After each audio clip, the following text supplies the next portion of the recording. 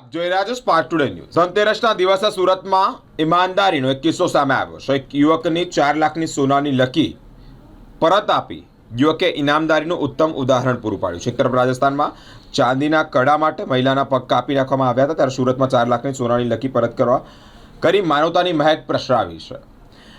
અશ્વિન કિકાણીની હાથમાં પહેરાવેલી 4 લાખની સોનાની લકી પૂર્ણા તળાવ પાસે ગુમ થઈ હતી। આ લકી દિવ્યાંગ માંગુકિયા નામના યુવકને મળી હતી। દિવ્યાંગ દ્વારા જ્યાંથી લકી મળી તેની આસપાસના દુકાનદારોને લકી કોની છે તે બાબતે પૂછપરછ કરવામાં આવી અને જેની છે તેને પરત કરવામાં આવી। મારું નામ માંગુકિયા દિવ્યાંગ ભરતભાઈ છે। ગામ મારું પછિયા ગામ છે।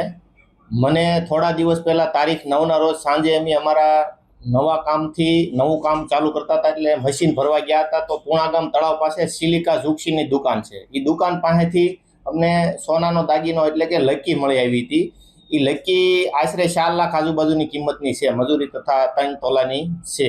તો એ લકી વળતે દિવસે તે મોડું થઈ ગયું હતું, એટલે વળતે દિવસે સવારમાં તે જે દુકાનો છે આજુબાજુમાં, એ દુકાનના માલિકને જઈને કીધું કે ભાઈ જે કોઈ તમારે ક્યાં ગ્રાહક આવતા હોય એનું કાંઈ જોખમ અટવાતું હોય કાંઈ તો મને તમે જાણ કરજો। એટલે જે ઝુક્સીનવાળા જે નિલેશભાઈ છે એણે કીધું મારા ભાગીદારની જે એક લકી ખોવાય છે, એટલે મને પ્રૂફ થઈ ગયું, મને મળી છે લકી। એટલે મેં કીધું કાંઈ નહીં, યોગ્ય નિશાને આપીને એને કહેજો મારી પાસેથી આ એનું જે જોખમ છે એ લઈ જાય। એટલે મારે કહેવાનું એટલું જ છે કે આપણી વસ્તુ નથી ને ક્યારે આપણી થાય નહીં। 2, 5, 6 મહિના ઘોર દિવસ આપણને ખાલી મોજમાં રાખે કે મારી પાસે એટલા 4 લાખની વસ્તુ છે, પણ એ કોઈ દી આપણી પાસે રહેવા નથી। જેની છે એને પરત કરવામાં જ ભગવાનની કૃપા છે। તમને આવો વિચાર ક્યાંથી આવ્યો કે પરત આપી દીધી?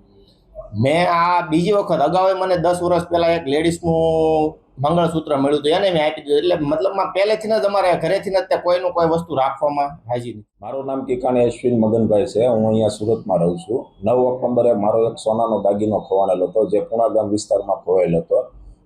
મને મારા મિત્ર નિલેશભાઈને ત્યાંથી ફોન આવ્યો કે ભાઈ તમારો દાગીનો મળેલો છે।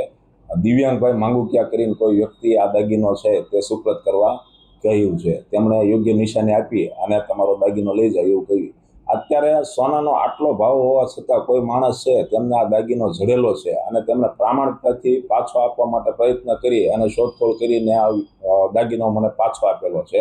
હમણાં જ રાજસ્થાનમાં એક ઘટનાનો બનાવ બનેલો હતો કે ભાઈ ચાંદીના દાગીના માટે થઈને એક સ્ત્રીના પગ કાપવામાં આવેલા।